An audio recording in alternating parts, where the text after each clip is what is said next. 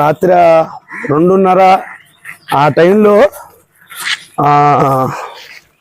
గుర్తు తెలియని వ్యక్తులు అంటే ఏం లేదండి, మొన్న మా ఇంటి మీదకి వచ్చి దాడి చేశారు ఎలక్షన్ నిమిత్తంగా. నేను జనసేన పార్టీలో యాక్టివ్గా తిరుగుతానని చెప్పి దాడి చేశారు.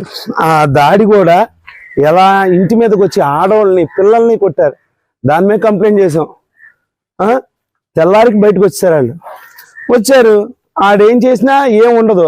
చూడండి మా ఇల్లు చూడండి, ఈ పక్కనే గ్యాస్ పొయ్యి ఉంటుంది సార్, ఈ పక్క రూమ్లో కిచెన్, ఆ రాళ్ళు పగిలిపోయి ఆ చూడండి కారు ఎలా కాల్చారు. ప్రాణాలు ఆల్రెడీ ఫోన్ చేసి బెదిరించారు. నా దగ్గర వాయిస్ వీడియో రికార్డింగ్స్తో సైతం అన్నీ ఉన్నాయి. ఇంత దారుణమా? మనుషులు కూడా విలువ ఉండదు కానీ మనిషి ప్రాణాలకు కూడా ఇలా కాల్ చేసి ఇలా చేశారంటే వాళ్ళు మాట్లాడి కొట్టి చంపుదామనే వాళ్ళు.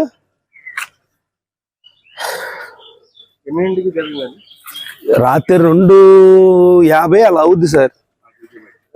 నేను అద్దం తీసి ఈ విండో ఓపెన్ చేసి చూసా ఈ బెదిరింపు కాళ్ళు. ఆ ఫోన్ కూడా మ్యాటర్ కూడా ఎస్ఐ గారికి పెట్టా. ఫోన్ చేసి, అన్న వైసీపీ వాళ్ళు కొడుతున్నారు, నేను జన సైనికుడిని, నువ్వు రా అన్న, 3 స్తంభాల సెంటర్లో చల్లపల్లి రోడ్లో పరిగెడుతున్నా.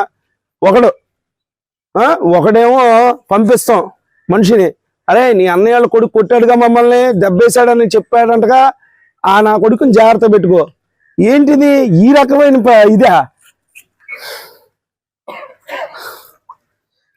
ఇక వీళ్ళు మనిషి ప్రాణం కోరుకునేదాకా వాళ్ళు ఆ రోజు నుంచి ఈ రోజు వరకు వైసీపీ ప్రభుత్వం చేస్తున్న ఈ అరాచకానికి పోనీ ఇక్కడ ఉండొద్దు, రాజకీయం చేయొద్దు అంటారు. రేపు వెళ్ళిపోతా మేము రేపు వెళ్ళిపోతాం. ఇళ్ళన్నీ అమ్మిబారు తప్పి ఇక్కడ ఉండాల్సిన పని కూడా లేదు. మా నాన్నగారు గుడి కట్టించారని చెప్పి మేము ఇక్కడ ఉంటామే. 10 మంది జనాలకి న్యాయంగా మంచి పని చేస్తాను కదా, అందుకని చెప్పి ఈ రకంగా కక్ష చర్య.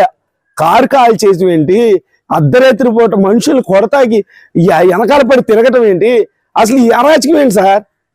ఈ అరాచకమా? ఇదా రాజకీయం? ఇదే రాజకీయం? పోనీ చంపేస్తే దరిద్రం వెళ్ళిపోయి చంపేమనండి. ఈ పేడ లేకుండా వెళ్ళం పిల్లలు వెళ్ళాలి, ఇంటికాడ ఉంటాం, చంపేస్తే దరిద్రం వెళ్ళిపోద్ది. ఇంత దారిద్రమా? ఇంత దారుణమా? రాజకీయం అంటే ఇదా? రాజకీయం అంటే వాళ్ళు బలమైన వాళ్ళు చూసుకోవాలి, మాలాంటి వాళ్ళ మీద ఇదా? ఈ రకమైన ఇదా సార్? ఇలాగా ఇల్లు తగలబెట్టేస్తే మొత్తం చచ్చిపోయేవాళ్ళంగా, ఫ్యామిలీ చచ్చిపోయేవాళ్ళంగా. వాడకట్టు కనుక్కోండి మొత్తం అందరూ. అర్ధరాత్రి 2:30కి తగలబెట్టావంటే నువ్వు 3 ఏళ్ళలో ఏమనాలి? ఇది నీ రాజకీయం.